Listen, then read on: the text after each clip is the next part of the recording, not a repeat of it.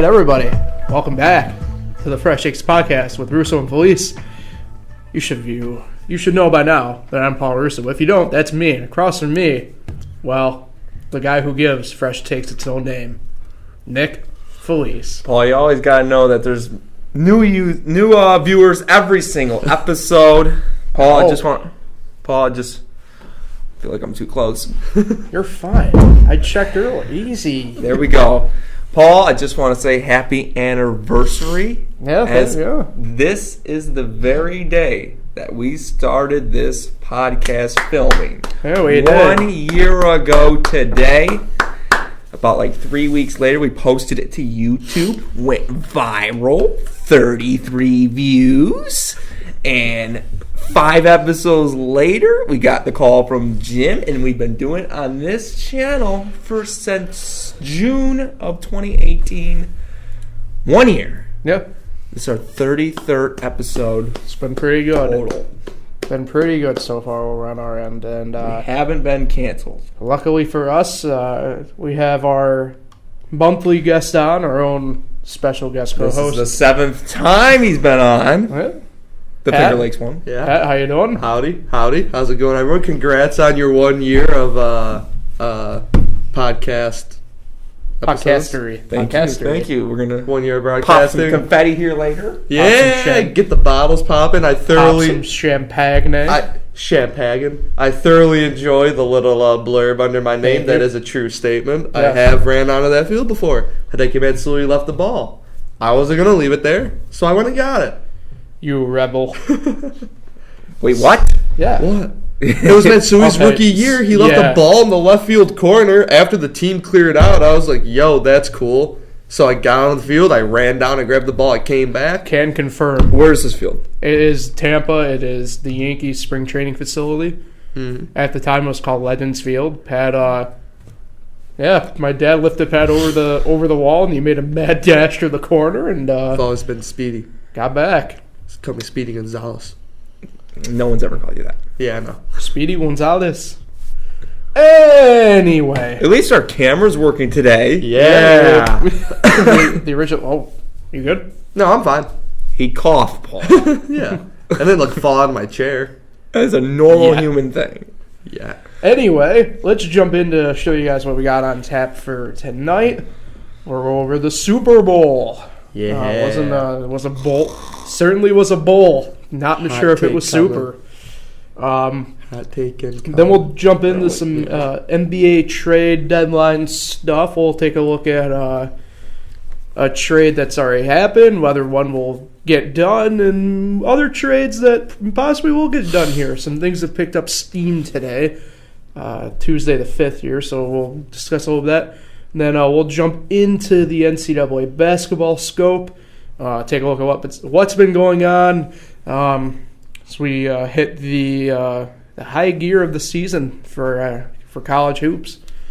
Got about 3 weeks left for the most part for everyone in conference play before we get into conference tourneys. So going to be interesting. Got obviously big games going on right now for many teams, and we'll get into that.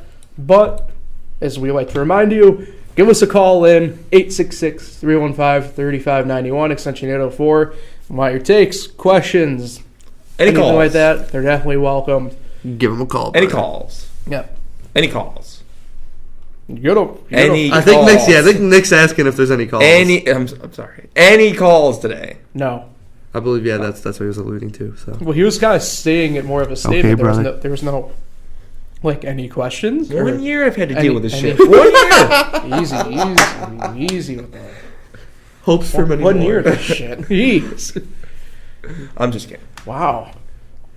But, yeah. So remember, give us a call in. Greatly appreciated. We always, I like hearing from people about all sorts of different stuff. And Call in. yeah, give us a call. So with that in mind, Nick, Pat, Yeah. we all watched it together.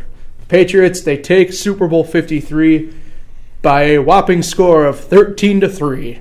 Super Bowl MVP, Jillian, 4-game suspension Edelman. Very well deserved. Yeah, MVP. this game was weird, man. Not visually pleasing. If you're a defensive guy, yeah, it was a really great game. If you like punts, really great game. We had the longest punt on record, courtesy of Sam Hecker. I thought his name was John. What? I thought his name was John. I also think everyone's name is John that I don't know. I think it's Sean Hecker, but we'll take a look. I have no idea. But yeah, so get him in studio it wasn't sometime to wasn't confirm his visually name. pleasing. I'll go ahead and give my hot take out of the way right off the bat. Edelman did not deserve MVP. MVP should have gone to Stephon Gilmore. We're gonna need you to please exit the studio. Who's Stephon Gilmore? He's He's the guy that had the interception. 10 catches for 100, what was it, 20, 30 something yards? 141, but what? He didn't get to the end zone. How about you prove it to me? How about that? How would I prove it to you? How many other players had catches from Brady that game? How many others? Can we just talk? Yeah, Gronk with How did Brady get to go to Disney World? 1, Because 2, just the players 3, go. It's just 4 the other players people. go. 4 other people. 4 other people had catches. How many? 4. No, I'm saying how many total catches between them. Oh. 11. So Edelman did the work of 4 other guys. Okay, true. That sounds like an MVP to me, doing the work of 4 other guys. Pat, what's this hot take you got? Oh, we can't get to it yet. We're talking Patriots. It has to do with the Rams. Oh, While we're on the okay. topic of the Patriots, though. The Rams. Actually, it's getting back to the score, kind of. The people complaining about the fact it was 13-3 are the it same is, people. It is John Hecker, by the way. It is John. Look at that. I was right. The same people complaining about the 13-3 score, the people that complain about the Chiefs and Rams being 54-51. So what kind of game do you want to see? 20-7? What kind of game are you looking for? Defensive standpoint, very good. I will admit it was kind of boring. I did want more scoring. Edelman, very well deserved MVP. Sean McVay, not as great as a coach as everyone might think. Todd Gurley was able to be on that field, so why do you only give him 10 touches? If that man is on the field, you need to force feed him the ball. He is arguably the best offensive player in all of football, and he touches the ball 10 times. That is a joke. McVay, they need to do something. I don't Now, know. was this game more exciting than the Broncos-Seahawks one? That's 'Cause a that was good a blowout. question. That That was was a blowout. 40-8. That's a good question. What was more exciting? I have to say it's this one. Putting it down. People are putting it down like it's the most boring Super Bowl. At least it was a close game. You got a solid point there. Because a lot of people got tuned off after that one, after like 2.5 quarters. That's a good point. Well, thank you. I like it. Well, what's your answer? What do you think? I don't know. Because the first half of the Seahawks game was actually exciting because they were putting points up. Their defense was doing stuff. Oh, yeah. After halftime, though, it was kind of boring. So I'm agree with you on this one. This Super Bowl was more exciting than the 48 blowout. Yes. Not saying the 48 blowout was not exciting. I'm saying this was more exciting. Yeah. I'll agree with They're that. both not very No. memorable I know. Super Bowl unless you're a Patriots or Seahawks fan. Right. I got another question for you. 41-33 was last year's Super Bowl score. Let's say the Patriots had won 41-33. Do you think people would still say it was an exciting game? Or would it have been too high scoring? Oh, I never. A lot of people do say that. I'm not one of those people that say a high-scoring game is not a good game. Yeah. I think it's a great game. Yeah. I'm just saying because it would have been the Patriots, the roles were reversed. And Yeah. I got you. I got you on that. So making sure we're on the same page. We're on the total same page. But I just wanna say my MVP pick, Gerald Everett, 0 targets in the game. Shocker. I cannot believe it. He was out there though. I think he might have been out there more than Todd Gurley. Actually, It probably was. Everett did have at least 1 target since he is listed in the receiving report. Really? Yes. Well, congratulations, Gerald. But I think they got the MVP right. I was fine with the MVP. Same. But you could have argued Sony Michel. You could have argued Sony Michel because he did score. You could have made a case for Gilmore. He had that interception that all but clinched it pretty much, regardless of they come down and kick the field goal. Had a couple very good defended passes. Now, I'm going to throw a hot take out there right now. Okay. Throw a hot take out there, since this is the 1 year anniversary of Fresh Takes. Okay. So the Patriots won 3 games to win the Super Bowl. Right. And they say Brady's the greatest of all time. Right. I think they could have won the Super Bowl without Brady. Brady didn't really impress me that much in any of the games. Maybe the Chargers won. But these last 2 games, most important games, AFC title game and Super Bowl, 0 touchdowns. Did he have a touchdown? In the AFC title game, yeah, he did. Yeah. Didn't they have a passing touchdown to win the game? Yeah. Yeah. I was going to say, the No, AFC he didn't. Yeah, the AFC title game, he had like 2 No, or the 3. running back ran it in to win the game. The AFC All right, title hold game, he had on like here. 2 or 3. I know he did. Burke had won You it. guys keep going. I I'm can tell looking you up he the had at stats. least 2 because he had more touchdowns than interceptions. He only had 1 I interception. think he had 1. You sure? 1 at the most In the AFC title game. in the AFC title game. He definitely had 2. I'm going to say 2 for sure. 1 at the most. I agree with you on But that. Brady though. didn't. He's looking old. Looking old to me. I think his time is getting towards the end. And I'm just waiting to see how he does at the end of the AFC title game. But I think the defense, Belichick got that defense prepared. They were the difference maker in the game. Yeah, obviously. well, that's the other thing. You give Belichick 2 weeks to plan for a coach who's never been in the Super Bowl, for a third-year quarterback, and for all those players had like 4 years total combined experience for the Super Bowl. So you give Belichick 2 weeks to prepare for that. He could have brought in his third stringers. He could have brought in Brian Hoyer, and they probably would have won. Speaking of Brian Hoyer, stat alert from the AFC Championship game. Tom Brady, 2 interceptions, 1 touchdown pass. Wow, I thought he had 2. You guys think I'm dumb over about here. that? I know my shit. Okay. You said no touchdowns. Okay. Anyways. But you guys are saying 2. So I said he had 1. Okay, so back to what we were talking about. And your brother brought this up the other night too. Matt did bring this up. He says Belichick doesn't get enough credit. I do partially It'll be agree the with cheek. that. Belichick doesn't really get enough credit, but I don't think Brady gets enough credit either for what they've done. Because when you look back on it, every single time they've been to the Super Bowl, everyone tries to find an excuse about cheating. The only Super Bowl you can really take away from the Patriots was their first one ever, the Tuck Rule. That one, 100% they should not have been in. That's the one you can take away from them. But other than that, 9 Super Bowls in 18 years. what about the Deflategate? Deflategate was 1/2 of a game where they actually played worse with the ball supposedly being deflated. That score at the half, if you remember, was 14-7. They outscored Indy 28-0 after Indy had called them out at halftime on it, and the refs made them inflate the balls. So Deflategate had no bearing on the rest of the game. You could actually make a case that had they not deflated the footballs, they would have probably shut them out. So Deflategate has nothing to do with it. I don't care what it says about Spygate because 6 of those games you play the same team. They have the same calls, the same signals and everything. They actually only won 5 of them, though. The Dolphins did beat them during the whole Spygate thing.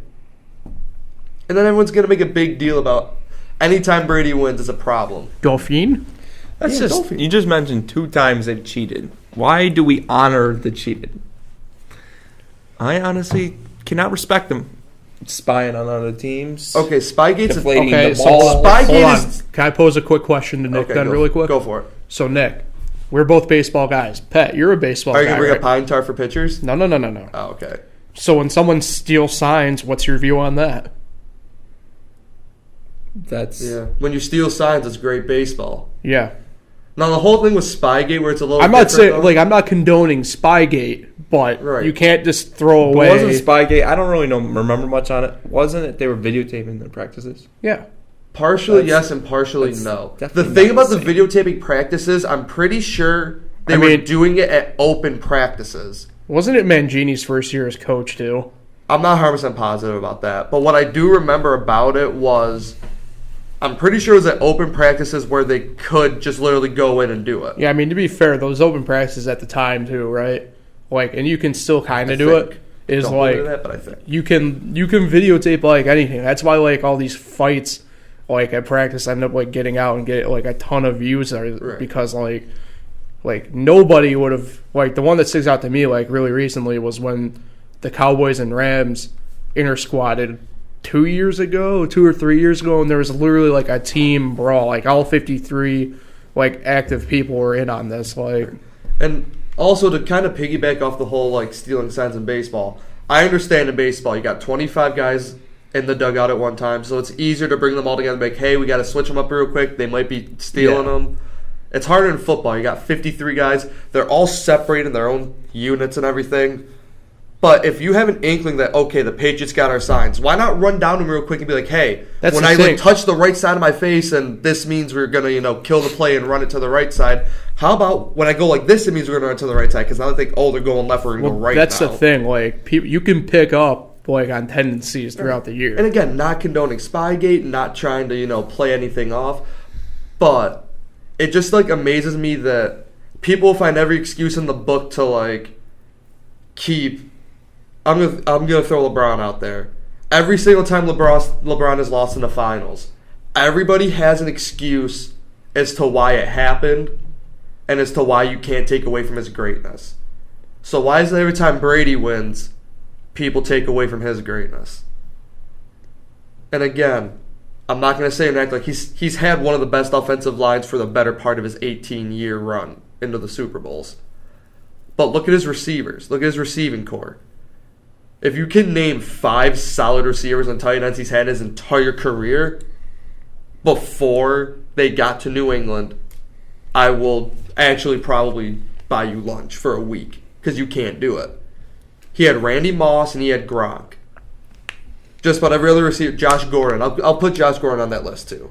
Josh Gordon was very good before he got to New England. He was very good He was very good. Just had all those off-field issues. Wes Welker. Julian Edelman. Wes Aaron Welker. Hernandez. Hey. Wes Welker had 1 career touchdown before getting to New England in 3.5 years.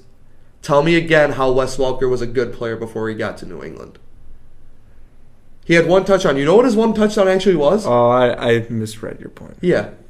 Before getting to New England. Brady made his receivers. Oh. Again, minus Gronk, minus Moss, minus Gordon. He's made most of his guys. Like, where was Gronk before the Patriots?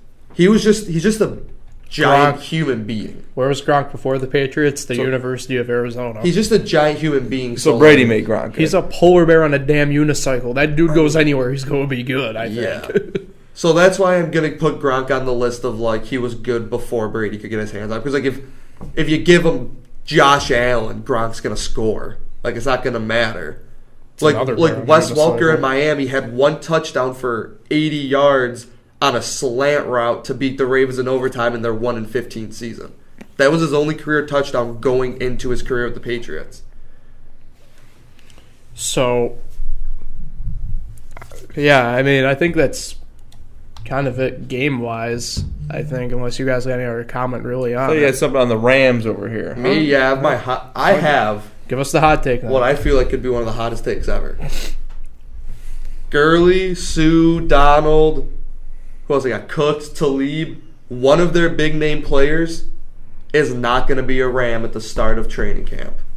I wouldn't say that's like a hot take. I think it is. You think they're gonna?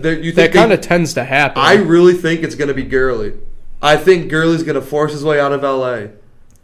That dude, I don't care what he says. There's no way you are the best player in football and you're happy with what just happened in the Super Bowl. I don't think he's necessarily happy, but I think I said it when we were watching the Super Bowl. I don't know if anybody really heard it, though. I think there's actually legitimately something wrong with him that held him back. That could be it, but my entire thing with it is he was on the field and got 10 carries.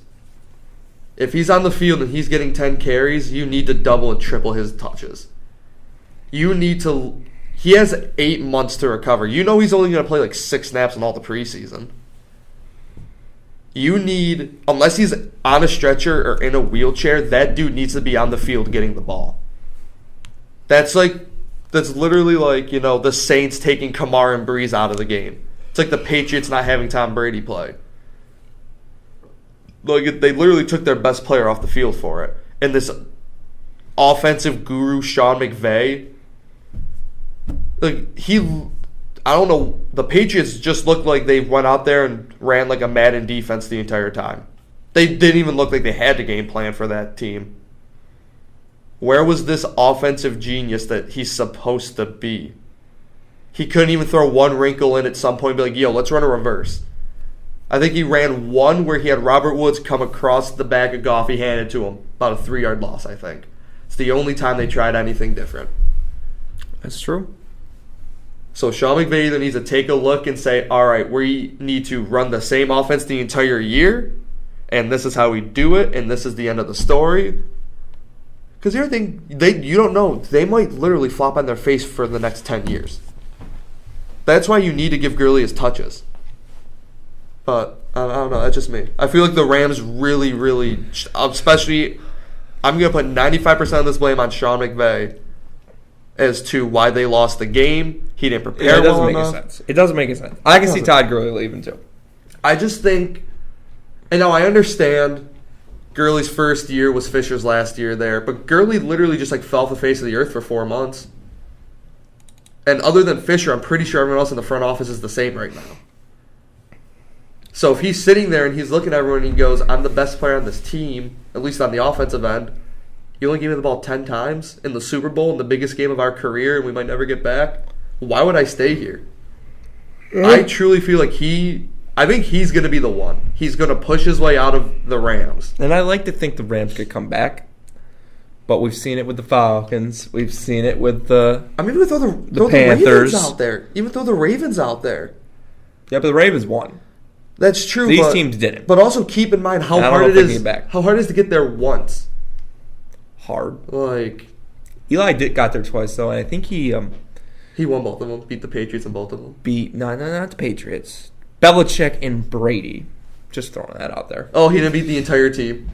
No, just Belichick and Brady. That's all I hear about. Okay. And this Julian dude, but I don't know. I like to think the Rams can get back. If Gurley leaves, they ain't got no shot.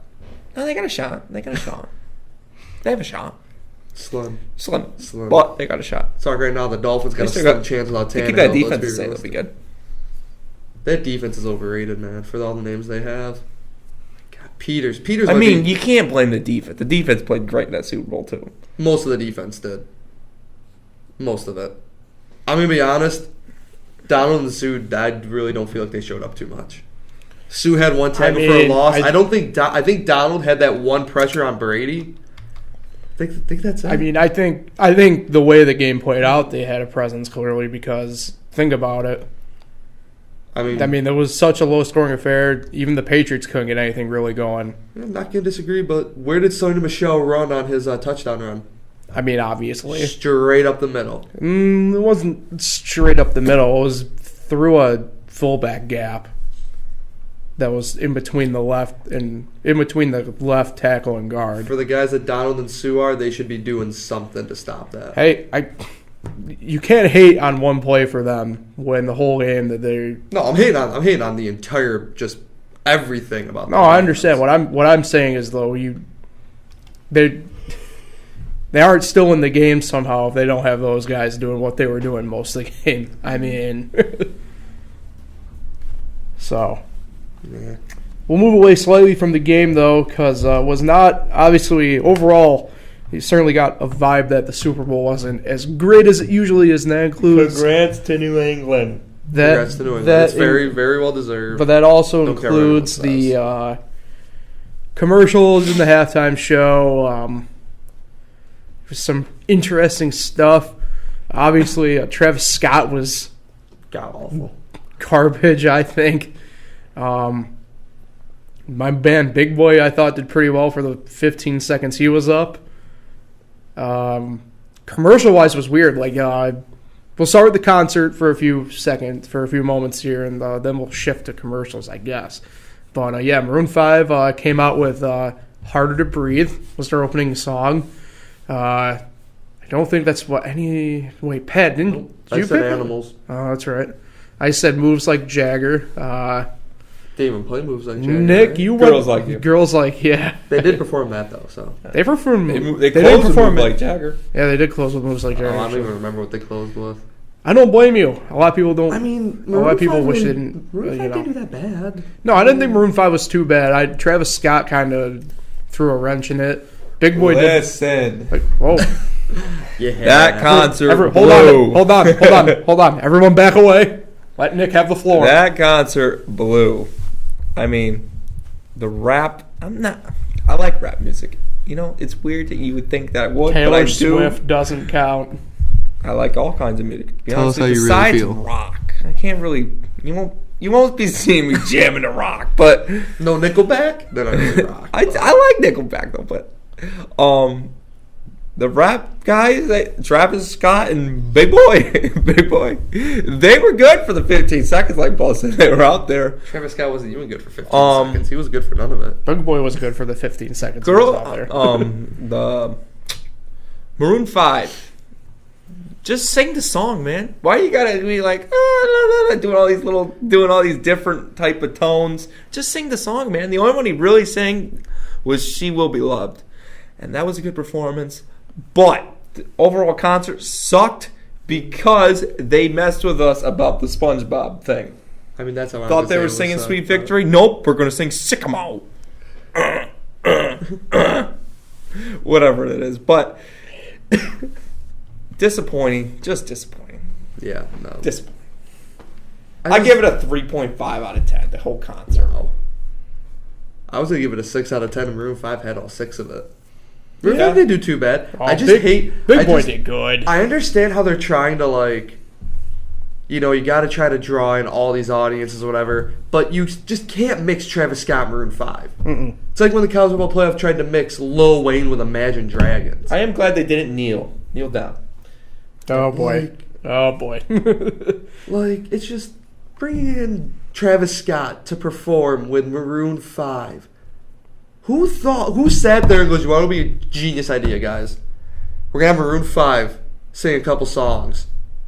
Then we're going to have them bring in Travis Scott. Who genuinely thought that was a good idea? I want to know who. Because it was awful. Somebody at Pepsi. They're the ones who sponsored and put on That was show. awful. And this just furthers my reason why Coke is better than Pepsi, because clearly Pepsi doesn't know how to do any of this crap. Sponsor a terrible concert.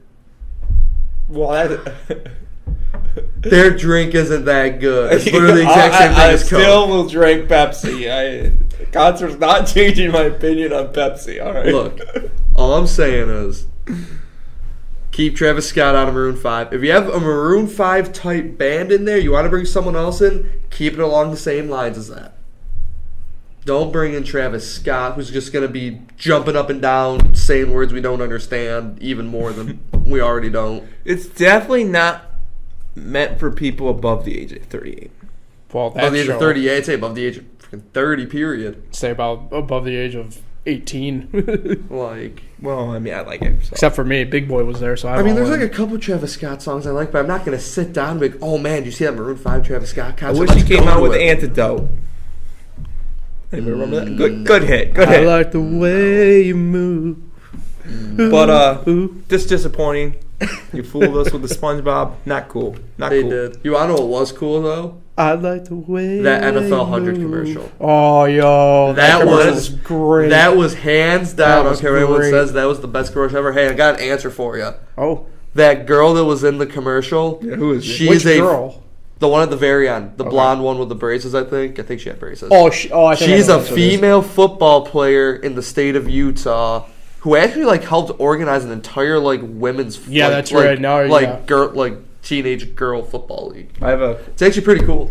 think I have an answer for you too. Yeah, So the guy with pink hair at the beginning, the guy that who? with pink hair, he's Yeah. talking to Juju. Yeah, him. Yeah, his name is Ninja, and I think Oh, I the think Fortnite he's guy. the best Madden player of all time. No.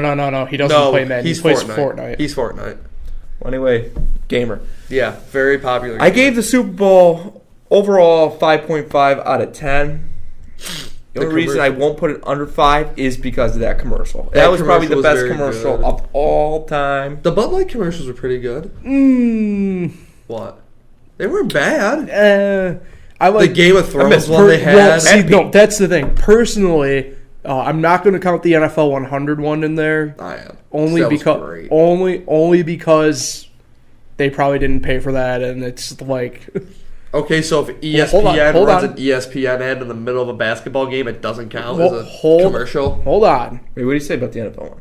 He said he's not counting it personally. Can I say? He's asking what you said. I just my favorite one was the Game of Thrones one where they killed the Bud Light Knight. Okay, that one was probably the best Bud Light one they had. I missed it. They had like 6 Bud Light commercials too. They were The all worst brand one to new. me was Maybe the 3 or corn. 4, actually. The worst one for me was also a Bud Light one, the corn syrup one. That one was weird. Like it started off, it was kind of funny, but at the same time you're like, what the hell are they doing? Which also, by the way, in order to make beer, you need like some sort of corn type deal anyway, and you also need sugar to make beer. Like I did not know what was going on in that commercial. like come on. To be honest, I had no Like idea. what's the point? Like Bud Light messed up. Now I'm gonna be drinking Miller Lite for a while if I'm going that route. There was a couple elevator commercials. Oh, the one with Jason Bateman was good. I will say that. That one with Jason Bateman, I think it was for Honda. It was really good. It was all right. You know what? This is the first time I didn't really laugh that much at the commercials. No. They are trying too hard. They are. Doritos wasn't too bad. I mean, man. The Devour food one, we were upset that they cut parts out of it. Mm-hmm. That was my early shout out to my friend Dominic Mall. He had a hand in making that commercial. He did. It was a lot better. You should watch it on YouTube. It's a lot better than Yeah. what they showed on there. Google the uncut version of it, though. Mm-hmm. When you search it, search for just probably Devour commercial uncut. It should come right up. It's dirty. It's really not that bad, though. I mean, I've seen worse on the. Oh, yeah. There's even worse commercials out there right now. And, like, I can understand why they wanted to cut those parts out because, like, yeah, you know, you're going to have little kids and stuff watching it, too. Remember that one commercial? It was Which like one? 30 seconds of just that nerdy guy making out with a hot chick. Yeah, that was uncomfortable. That was an was. uncomfortable one. But they aired that. Yeah, but God forbid you have a few Kleenex on the floor. Oh, I know. But I think the worst part's the garage part. If you haven't, I actually thought that part was worse, too. that part. I thought that was the worst That part. is the worst. That part, can I say if you cut that part out of it? Because, like, there's a lot of innuendos in that part. But, like, the Kleenex, like, you could, like, they actually look like napkins. So it's just kind of like, oh, like, he has napkins on the floor from, like, cleaning his hands off and stuff. Like, I don't know. But, Yo, I just got a very interesting Bleacher Report update. oh, yeah, let's hear it. Does it segue into the NBA? No, it actually No. has to do with the MLB. Ooh, is it what Aaron Judge said? No. Why are we talking MLB? There is There's a some good big. rumors swirling. Hold on. Well, that's coming up here in a couple weeks here. Actually, we probably could talk about it a little bit next week with pitchers and catchers reporting. But the MLB and MLPA, the Players Association, are discussing a universal DH rule as well as a 3-batter minimum for pitchers. What? Wait, what does that mean? The 3-batter rule.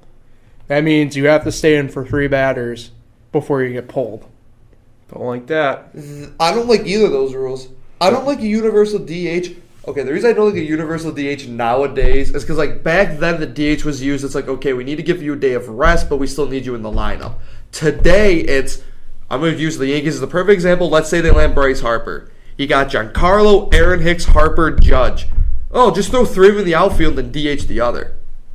The DH is just used as a spot to get a guy in the lineup. It's no longer used as, we need a day of rest. We, need this. It's now just, oh, well, I don't know how to manage my team, so I'm just going to put one guy in the DH slot. I hate the DH. I think pitchers should have to hit. I full-heartedly believe that if you just DH, you're not playing baseball. You're not. I should rephrase. Welcome on board. Well, I should rephrase that. You're playing baseball, but like you're not even playing half the game. You're playing like a third of the game. You play 3 innings, not even. You're up there for He's a DH 4 guy. pitches. He's a DH. 4. You that see face 12, you make when you were a DH. You see 12 total pitches a game. You cannot tell me that you see 12 pitches a game and you can go to the Hall of Fame while there's guys that have to play every day to try to make a case for themselves. Come on. I hear you, man. I National League or die. That's one thing I love. Like, Actually hurt. you should have to hit. You should. All right. Or at least play the field, too. Well, Pat's You at least have to gone play off the rails. field. If you just came on and we're talking DH, Sorry. you're wondering when it says Patriots win. That's because Do not be confused. I'll say I Yeah. busted in with an update. He did. Paul did. Pat just took off, and so with that Sorry, in mind, Pat. Sorry, we're going to sorry, take off and I head to hate the it. NBA because the trade deadline's on Thursday at 4 p.m. And well, we got some interesting things. We got a couple different things. So we'll start with the trade that's already happened with Kristaps Porzingis heading to the Mavericks. Dallas Mavericks future dynasty collision course.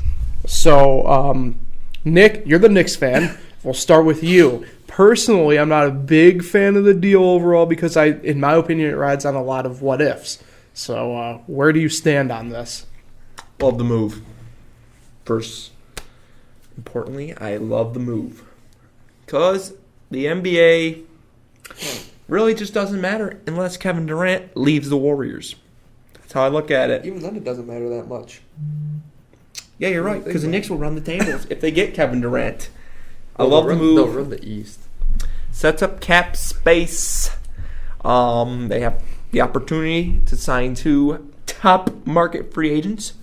A lot of people are thinking Kyrie and KD.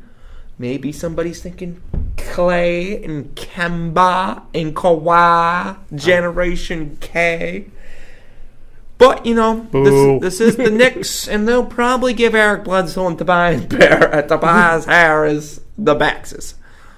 But, hope not, because we have 7 first-round picks in the next 5 years now. Not used to that.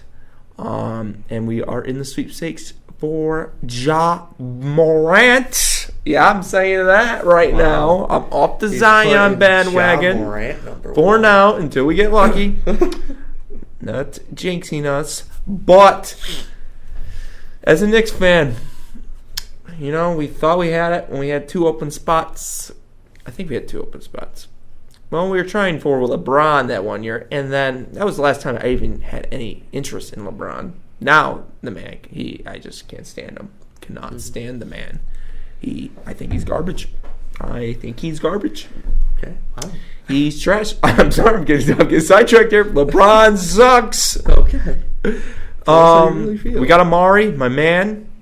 We got Melo in that trade in the middle of that season after Amari had 7 straight 30-point games, which I thought was nice until I saw James Harden quadruple that. But Harden's playing bad basketball to get there, so. Yeah, he is. He's not playing championship basketball. No. But I love to see Kyrie. I'd be happy with Kyrie, maybe Jimmy Butler. Okay. I think if you get Jimmy Butler.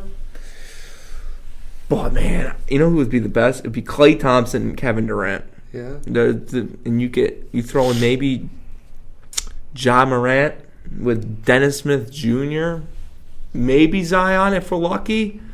I mean, maybe DeAndre Jordan will sign a minimum deal, put him as a center that could teach Mitchell Robinson. If you don't know these names, well, then you're not a Knicks fan. But, Moutier, I love Frank, Knox, young squad. Hopefully Fizdale has his word. The thing with these Steve Mill guy and Perry, what's his name? Tyler Perry. Yeah, close enough. They are literally putting their jobs at risk with this trade to KP. And KP, yeah, you suck. Like LeBron. Wait till you come to MSG. You're going to get booed really hard. He's putting us down. Yeah, and I feel like I've been just talking for nonstop. Pat, what do you think? Well, correct me if I'm wrong. First of all, I see both sides of the deal. KP, very good player to have, but didn't him and his brother represents him? Didn't they have I don't know. His brother's annoying. Yeah, that's what I was gonna say. Didn't he not like the Knicks or something? Didn't like the guys in the organization. Correct me if I'm wrong on that one. Yeah, he's probably the guy in KP's ear when he skipped that exit meeting with Phil Jackson. Okay, so I just wanted to make sure that's known. So, imagine you kept KP, off-season comes. Guys like Kyrie, KD, they're looking into New York City, hey, this could be a possible landing spot. KP gets in there, KP's brother gets in there, man, we'd love for you to come play with us. There's only one problem. These guys here, they don't like you. From an organizational standpoint, getting rid of KP I thought was great. Yeah. Let me give you another hot take. This could be one of the greatest moves the Knicks franchise will ever make. He wanted to go. He wanted to leave. Then get the hell out. We don't want you. Right. And I'm going to be honest when I say this. I truly feel like the Nets and Knicks rivalry will get heated up again come next season. Because the Knicks will get a very good pick. They'll get very good young talent. It's New York City. They'll get someone in free agency. Brooklyn's looking at Kemba because he's from Brooklyn. They want that hometown hero. They're looking even at maybe bringing Kyrie in possibly if Kemba doesn't sign. They're even, obviously Katie's out there. You can't just not give him a call. The Nets are going to get someone.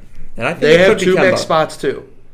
If I had to put money down right now, Kemba's going to be one of them. They're going to give him the hometown hero pitch. Imagine what you would do if you came in and you just took off for this team. I think if that were to happen, another extremely hot take, my third one of the night, Spencer Dinwiddie, Karis LeVert, and a couple draft picks will get shipped to New Orleans for Anthony Davis this offseason. If they can lock up Kemba, their starting five next year is going to look somewhat to the effect of Kemba, Joe Harris, D'Angelo Russell, Anthony Davis, Jared Allen. That's a good starting five. That's if in the East. That's a great extremely hot take. I do not see the Nets landing Davis in any way, shape, or form. That's just a total fanatic hope that they'll land AD. I just hope New Orleans doesn't give in to those stupid Lakers. They're not. They've already said that the guy they're eyeing in any single deal is Tatum. At this point, the Lakers need to offer literally everything they have in that organization except for LeBron. Yes. Even the rights to the Staples Center. And I still don't think that's enough for Anthony Davis. No. Because a lot of these guys probably aren't going to want to stay in New Orleans. And I mean, LeVar already wants Lonzo to get shipped out of New Orleans if he's in the deal. And it gets another guy I cannot stand is LeVar. The other thing I don't understand is, you're literally changing the entire course of your son's life. I know. What if he could go to New Orleans and flourish, but by saying, nah, you shouldn't be there, go to Phoenix? What's he going to do in Phoenix? Oh, Booker and Ayton. Yeah, Booker and Ayton still have them in the bottom three in the West. That's true. Very true. And granted, the West is a lot more competitive than the East. DeAndre Ayton and Devin Booker are supposed to be this tandem that just shot him to the top. Lonzo's not going to change that much. But shot him to the playoffs, at least, as a 7 or 8 seed. I think Lonzo and LeBron just can't play together. Both of them need the ball in their hands. And LeBron, he's also the GM of the team. He's the GM, the coach, the point guard. I think he has more power than Magic. He's about to get Luke Walton fired, probably. Oh, he's definitely. And I think Tyronn Lue is going to be the head coach. He got Ty Lue fired in Cleveland. What makes you think he's going to bring him into LA? Luke Walton is getting Luke Walton fired the way it sounds. Excuse me? Now a lot of the vets like him. Well, he's one game over 500. None of the vets like him because LeBron doesn't like him. I'm just being honest. It's not going to be Ty Lue. It's going to be Jason Kidd who's going to be the coach of the Lakers if Luke Walton gets fired. And I'm not going to say that Luke Walton's a great coach. He's a decent coach at best. But when you have guys like Michael Beasley and JaVale McGee confronting you about coaching, you have JaVale McGee, who literally has been on Shaqtin' a Fool twice a week his entire career. The only reason he has a ring is because the Warriors needed a guy on a vet minimum contract to play center. And Michael Beasley, who might be the laughingstock of the NBA for the better part of 2012 to 15. You don't say that in front of a Heat and Knicks fan. Please don't say that. Michael Beasley is the GOAT. If those two guys are confronting Luke Walton about the way he coaches, they need to look at how those two guys play. Because Beasley's probably a couple more marijuana suspensions, I guess, away from finding his way out of the league. I don't think he's ever been suspended. For drugs? Yeah.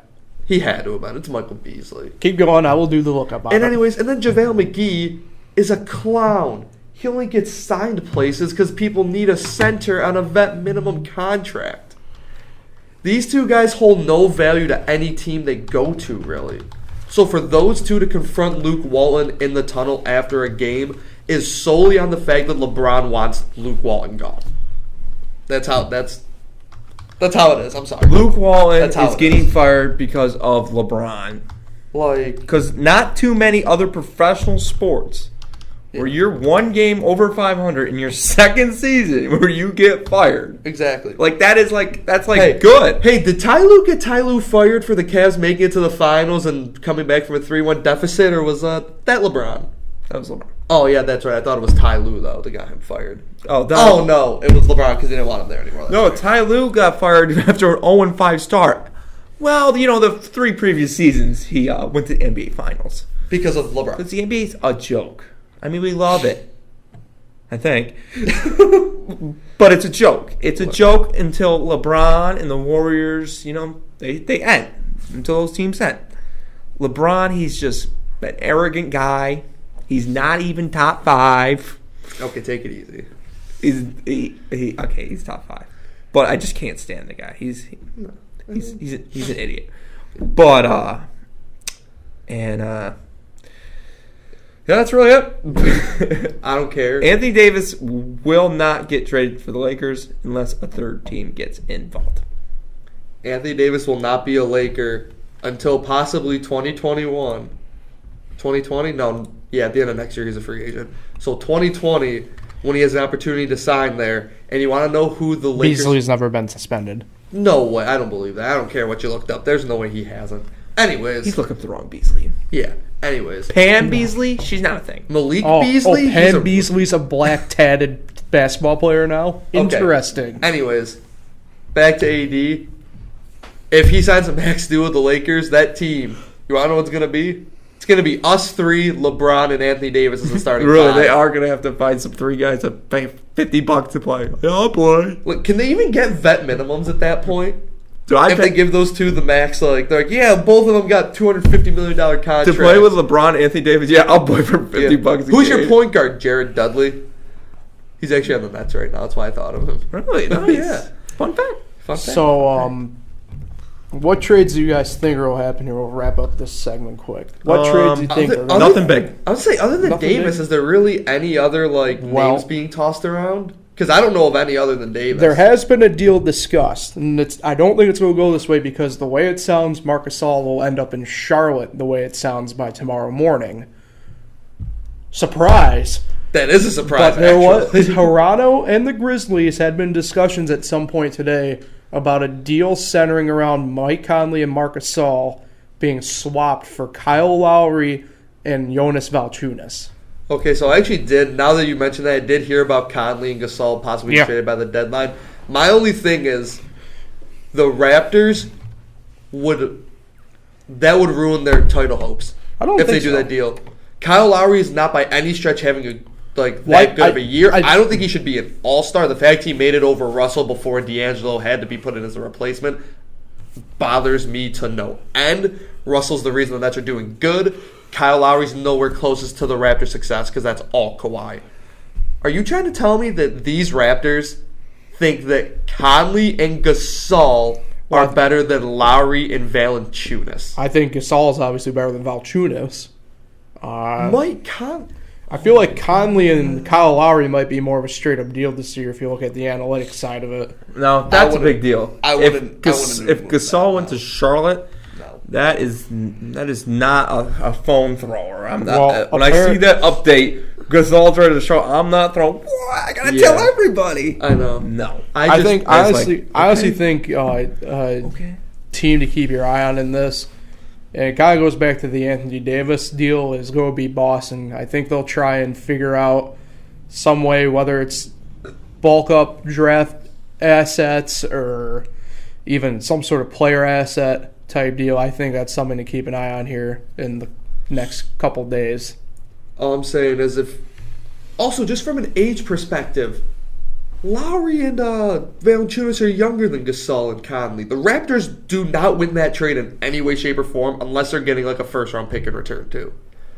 If it's just those 4 players involved in it, the Raptors are stupid. Everything they worked for would just go down the drain. And I'm not by any stretch trying to say Lowry and Valanciunas are these studs, but they're better than Conley and Gasol. They are. But also Lowry should not be an all-star. Just saying.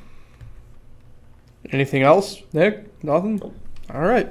So with that in mind, then we'll pivot to the last topic of the day, and that's NCAA hoops. So some interesting stuff going on here in the top rankings, in my opinion.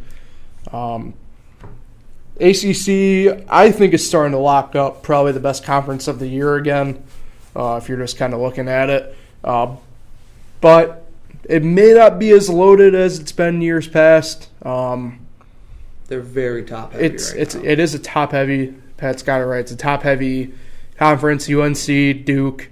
That's really going to show more once middle of February rolls around. Because right now, you have Syracuse and whatnot, like 8-3 in conference play. Yeah, you got teams they lost tonight to FSU. Yeah, didn't that make them 8-3? I yes. thought they were 8-2 on the night. So like, we're gonna hit a stretch where, like, Virginia, Duke, UNC, Virginia Tech are gonna be playing Wake, Georgia Tech, Pitt, Boston College, Clemson, Syracuse. Nothing against Syracuse. Actually, Cuse is 7-2 in conference play now. 7-2 now. Yeah. No way they were 7. Oh no, they'll be 7-3. Yeah, I was gonna say 7-3. They haven't updated it yet. I was gonna say they have more than 2 conference losses. So it's just extremely top heavy. Notre Dame's down there this year.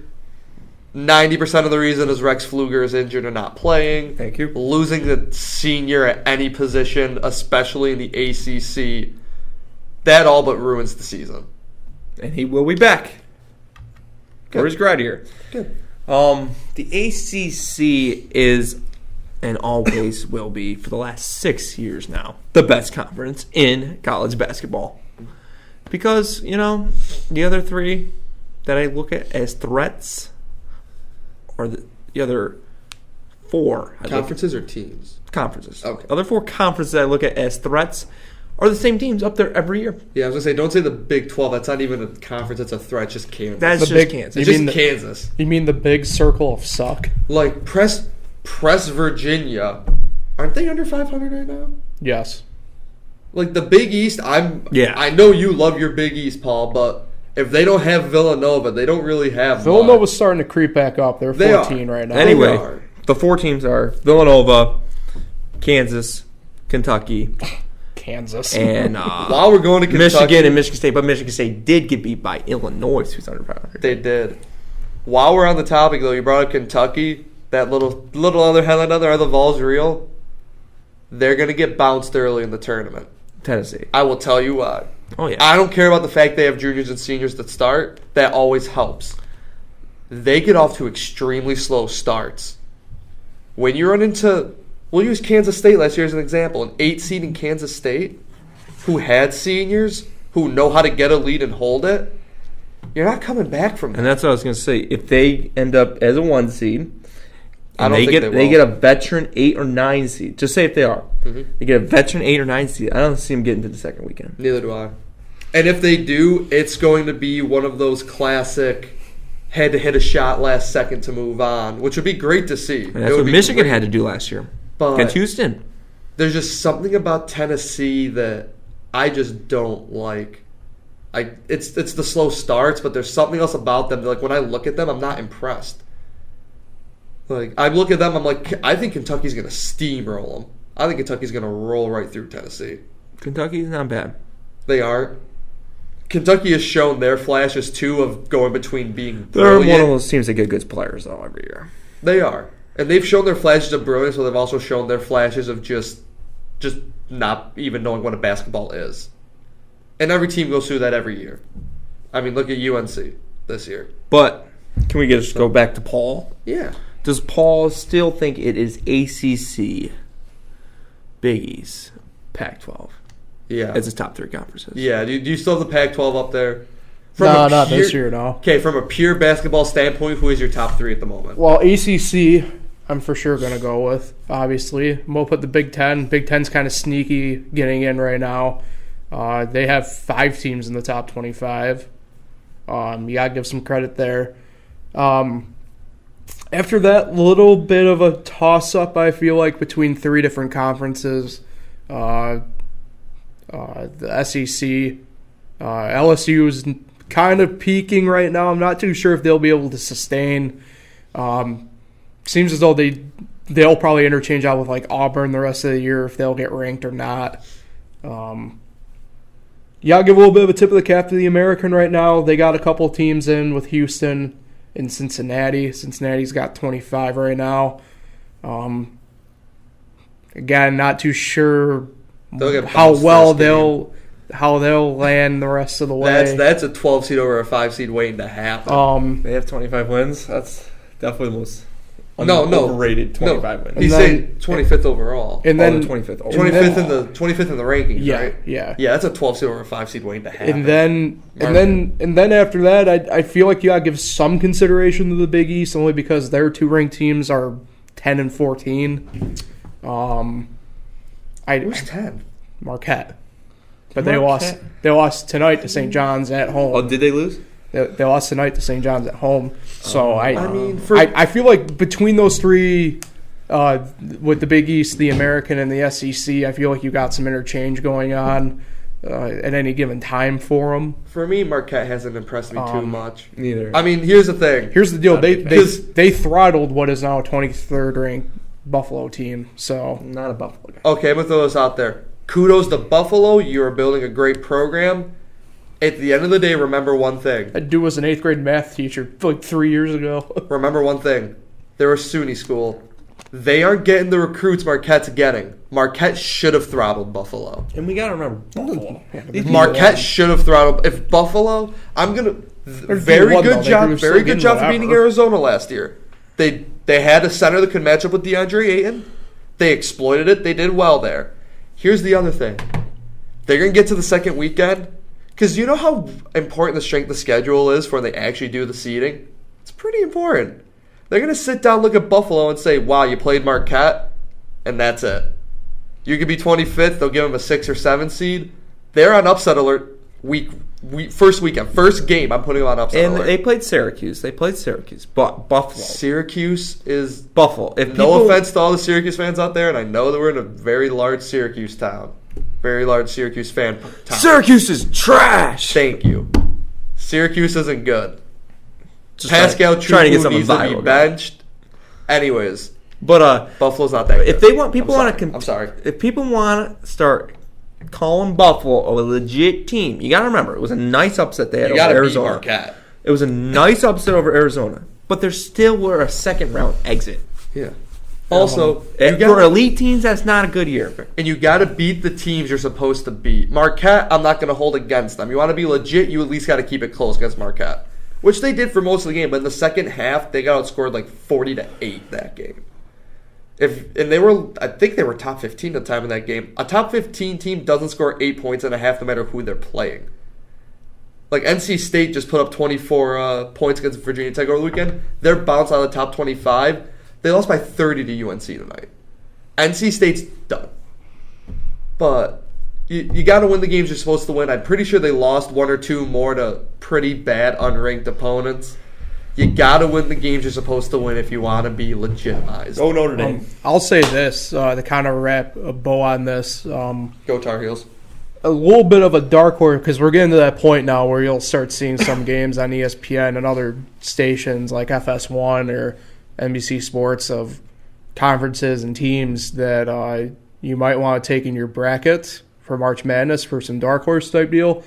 Probably not a surprise too much anymore, but I think teams in the Atlantic 10 are some teams you want to keep an eye on for that. So who is your third conference? Which teams? Davidson.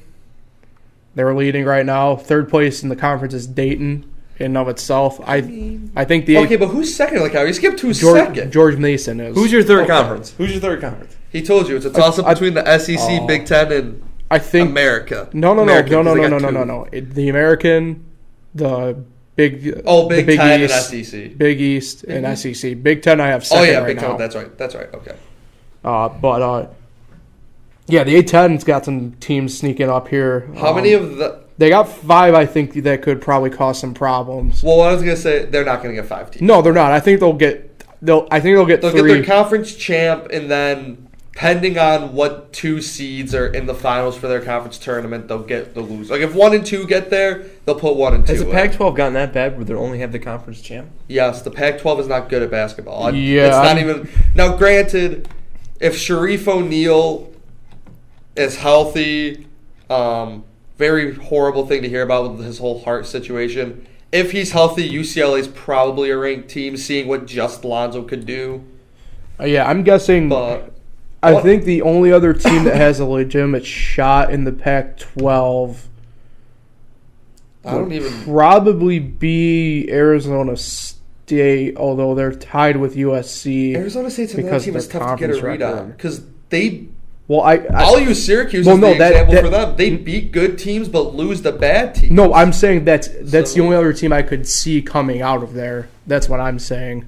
I want to get back to the whole A-10 thing. I know this is something we don't have the time for at the moment. Yeah. I want to know how many of those teams have veteran leadership because I don't care, Steph Curry when he was at Davidson had a 40-point game against Wisconsin. But keep in mind, he also started with another senior and 2 other juniors. Well, most of these conversations you tend to have juniors and seniors. Yeah, that's what I'm saying. Team. If a team like Davidson, if they can get a couple juniors, a couple seniors in their starting lineup, and they find a way to get a 10 or 11 seed, and they find a Buffalo in the first round, and then they find a Marquette in the second round, well, it's not to say they can get to the Sweet 16. Then that confidence gets them rolling. They keep moving. Yeah. Who's this? I'm just anyone any smaller school that's got that veteran leadership. Like Loyola Chicago. Yeah. Like they started 2 juniors and 3 seniors last year, and they were on the brink of elimination until they hit a 3 to beat Miami at the buzzer. They would have lost it. They missed that shot, so they went from a buzzer beater to the Final Four. I was pissed. I think I had Miami going 3. All right. So with that in mind, we have hit our mark to get ourselves on out of here. We'll throw it to Pat first for his fun fact of the night. All right. This might gross some people out if you don't like bugs, but fun fact. The weight of all the ants on Earth is approximately the same weight as all the humans on Earth.